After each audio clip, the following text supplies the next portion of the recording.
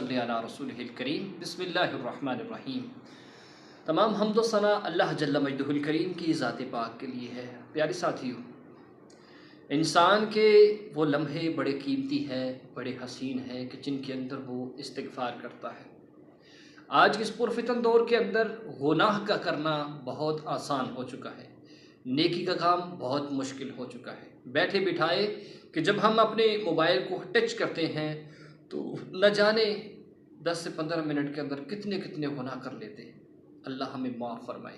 تو دوستان محترم، معافی طلب کیجئے پروردگار عالم سے کہ اللہ محفوظ رکھے آپ کو ہر گناہ سے، ہر برائی سے، ہر شر سے۔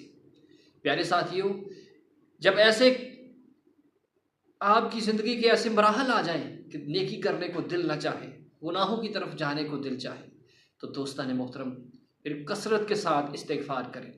استغفار انسان کو اللہ کا راستہ بتاتا ہے۔ استغفار سے بندہ اپنے رب کو پا لیتا ہے۔ استغفار سے یہ دل کے اندر جو جہالت، دل کے اوپر جو جہالت آ جاتی ہے، یہ جہالت دور ہو جاتی ہے۔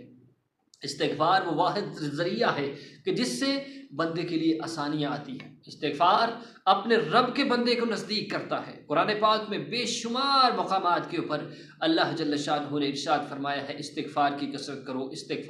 استغفار یعنی کہ معافی مانگنے کو کہتے ہیں۔ استغفر اللہ، اے اللہ مجھے معاف فرما، اے اللہ مجھے معاف فرما، اے اللہ مجھے معاف فرما۔ پیارے ساتھیوں، حضور اکرم صلی اللہ علیہ وآلہ وسلم ساری کائنات کی جان، حدیث پاک کے اندر آتا ہے کہ ایک دن کے اندر 70 سے 100 مرتبہ استغفر اللہ کیا کرتے تھے۔